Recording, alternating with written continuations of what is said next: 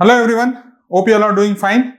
This is Gautam from Shailaja IS, and this is another video of Means in Minutes where we are going to discuss on the recent current events from your UPSC Civil Service Examination perspective. In this video, I'll be talking about your Saudi Arabia and Pakistan Defense Pact, which was recently signed on September 17, 2025.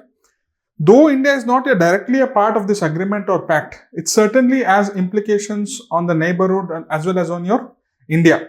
Okay, so before we look into the implications on the region or what are the you can say impact on India and what measures India needs to take, we'll briefly understand what are the key features of this agreement. We'll understand the context in which this agreement was signed, the geopolitical context in which the agreement was signed, and we'll also understand what is the motivation for Saudi Arabia and motivation for Pakistan to sign this agreement, right? So before we start, let us briefly look at the map itself so that you need to have a good idea about what is happening, right? So you are having your Saudi Arabia, which is one of oil-rich, powerful Islamic nation. You have Pakistan over here, which is a neighborhood of India, and it's the only Muslim nation which is nuclear armed, right? It's the only Muslim nation which is nuclear armed. It possesses your nuclear weapons, right? In the region, obviously you would be people who are having a good idea about international relations will be having an idea about Israel and Palestine conflict that is unfolding since the last 1.5 to 2 years, and the hostilities that is taking place, the deaths that are taking place, the humanitarian crisis that is unfolding in Israel. Iran is one more important Middle Eastern power, and there is a rivalry between your Saudi Arabia and Iran, primarily based on though both are Islamic countries, the rivalry is because of ideological differences. Your Saudi Arabia is a Sunni majority country, and your Iran is a Shia majority country. Shias and Sunnis are two sects within your Islamic religion. They have their ideological differences, and they originated with regard to who is the legitimate, you can say, successor of Prophet Muhammad. Right? We'll not go into the details, but we'll understand this brief context. Right? Now, coming to the details of this agreement, the entire details of the agreement is not being made public, but the central clause of the agreement says that attack on either country here, Saudi Arabia or Pakistan, will be considered as an attack on both. Okay, so if suppose India attacks Pakistan, the agreement binds that Saudi Arabia will also feel it's an attack on itself. Okay, so or if Israel is going to attack your Saudi Arabia, Pakistan will feel that it's an attack on itself and it is going to come to the rescue. So together, in other words, what it is creating is a joint deterrence. Joint deterrence means where the other person, the opposite person, is afraid to make an attack on you. That is called as a deterrence, right? Now, this is also a similar principle on which your NATO is functioning. NATO is your European power security collective operating on the principle of collective security, where attack against one is considered as attack against everyone. Okay, so more or less, it was formed on in the aftermath of your Cold War.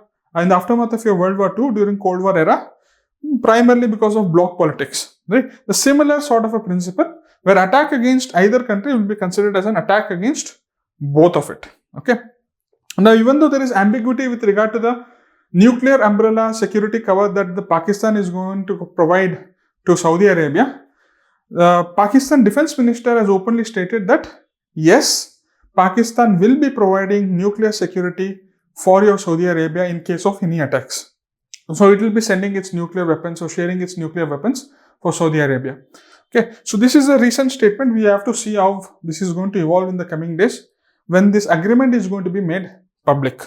Okay, more or less what is happening is whatever was a decade-long security partnership that Saudi Arabia and your Pakistan was having. It started initially in 1960s, where Pakistan sent its troops to Saudi Arabia to defend against the war that it was having with your Egypt. And eventually, Pakistani troops or Pakistani armed personnel provided security for the holy sites in your Saudi Arabia. You all know Mecca and Medina are considered as holy and sacred sites for your entire Islamic community, right? So, and eventually in 1980s, the relationship, you can say, broadened, whereby it also shared training, it also shared resources. Pakistani made equipments were sold to Saudi Arabia. In fact, the Saudi investment was one of the crucial factors for Pakistan attaining your nuclear weapons or developing its nuclear weapons and technologies, right? So this agreement more or less formalizes the decade-long security relationship, right? Now the context in which this agreement was made was the recently, just 10 days before this agreement was signed, Israel attacked Qatar. Qatar is a member of Gulf Cooperation Council. It's it's an organization of your Islamic countries, oil-producing countries, so as to safeguard its economic and political interest.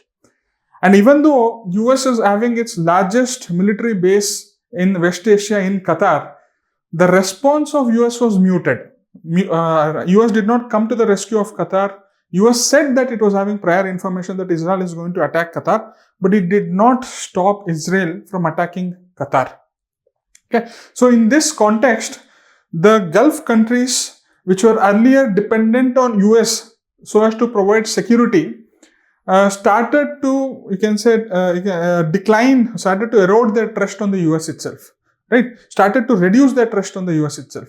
So what is happening in West Asia is a turbulent time period. Israel is a Jewish democratic state.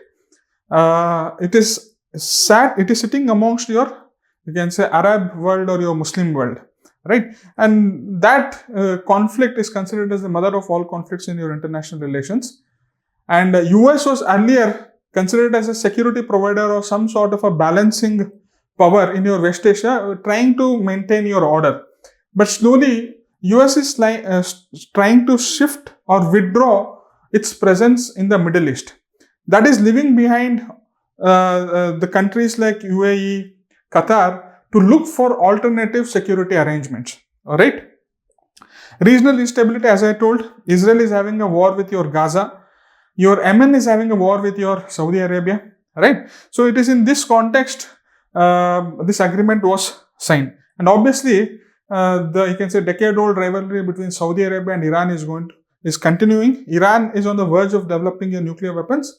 So Saudi Arabia feels that it also needs to have some sort of a nuclear security or nuclear umbrella if at all Iran is going to acquire your nuclear weapons, right?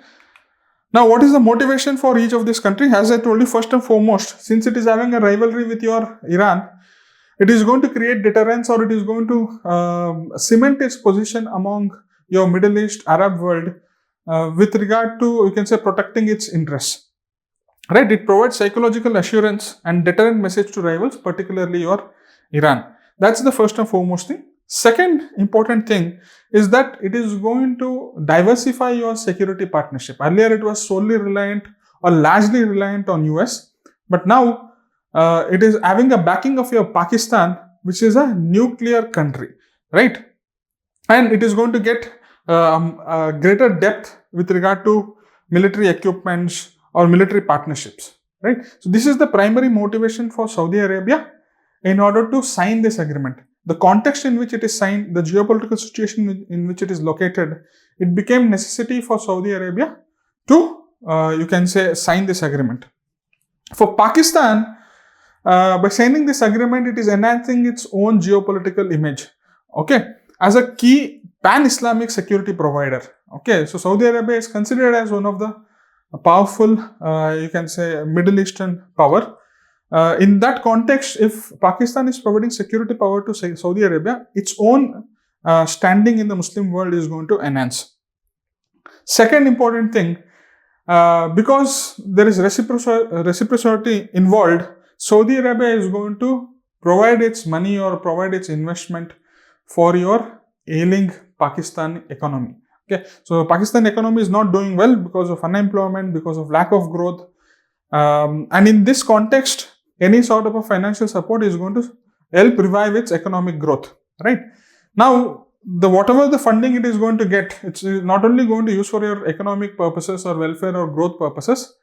Some of it or majority of it is going to used to purchase advanced weapons from your US, right? So that is the advantage or the motivation for your Pakistan.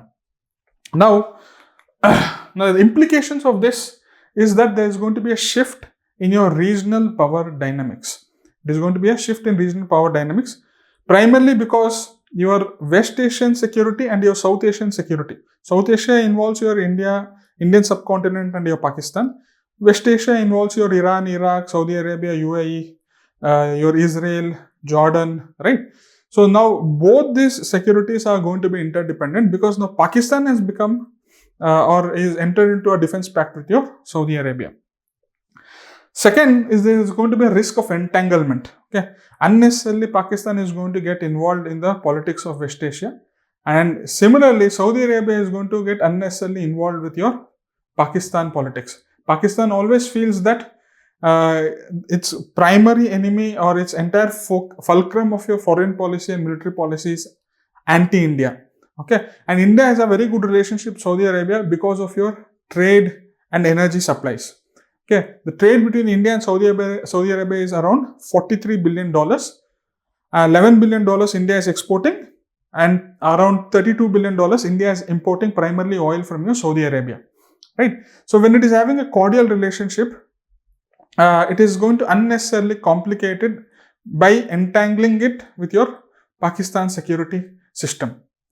Right? And you also need to understand something called as Abraham Accords, where the primary motive of this was to recognize Israel or legitimize Israel. Israel was a nation that was given a status in 1948 after World War II, and the surrounding countries have not fully or officially recognized Israel. They still consider it as illegal occupation of your Palestine. So Abraham Accords was an initiative that was mediated by USA, whereby your Gulf countries began to recognize and normalize the relationship with your Israel.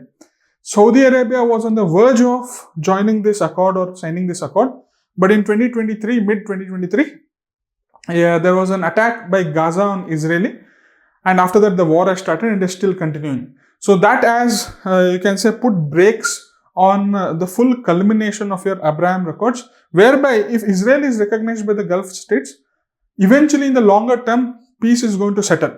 Now the mother of all conflicts in international relationship is going to get normalized, and as a result your economy and trade aspects can continue, right? However, because of this, you can say, Israel and Gaza war, Abraham Accords did not take its full shape, right? So this information also will be useful for you to understand the broader dynamics that is unfolding in your West Asia, right? Now the implications of India is obviously Pakistan is going to get emboldened because its geopolitical image is going to enhance as a pan-Islamic security provider, and which is the only Muslim nation which is nuclear armed.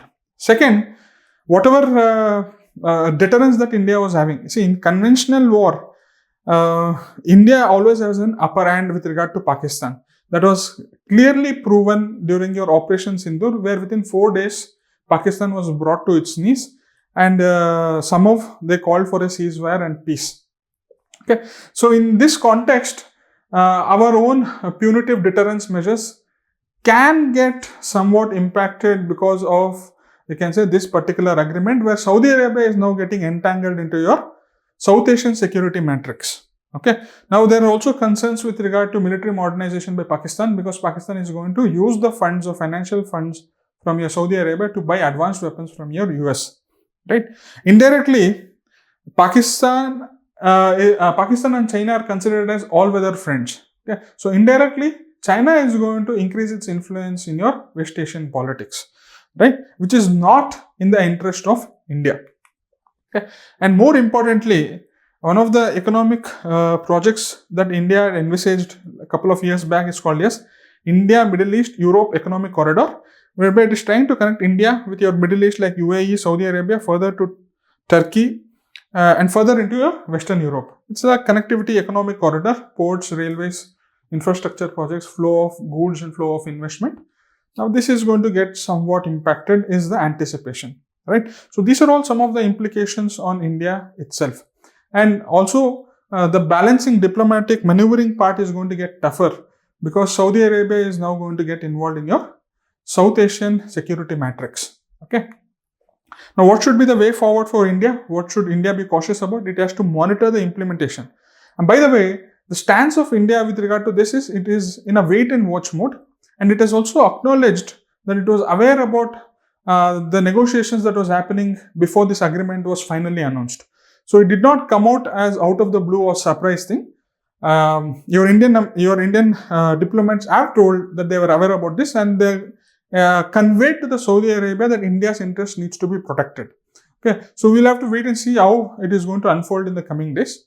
Nevertheless, India has to be cautious with regard to monitoring the implementation of this pact, especially when the full details of the pact is out in the public. India will take a more proactive measures.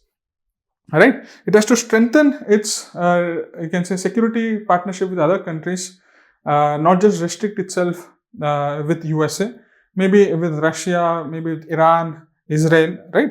And finally, it has to diversify its energy so as to reduce its dependence on your Middle Eastern power for its energy supplies, right? So these are all some of the measures which India can take in the light of this agreement. I hope you have got a good idea about this entire agreement itself. If you have any doubts, you can please contact me on this WhatsApp number, or you can mail it to me on this email ID. Okay. So here is another question which you can attempt it and again send it to me.